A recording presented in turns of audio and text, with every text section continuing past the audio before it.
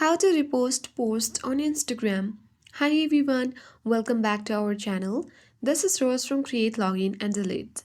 Without further ado, let's begin. First thing first, launch Instagram app. Make sure to log into your account. Navigate to any search icon at bottom left and search for the user's account. Now look for the post or video that you want to repost. When you open it, you will see the share button at bottom. Tap on it. If you see the repost button, you can easily tap on the repost button and directly repost your post.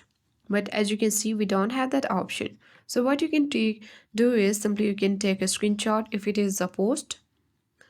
You can screen record the video if it is an video. Now you can easily edit it and crop the image or post. So once you have adjusted the image, you can easily go back to Instagram. Then tap on the plus button at bottom center of your screen. Choose post and then tap the next button at top right corner of your screen. Now you can easily customize this image or the post and tap on the next button at bottom right.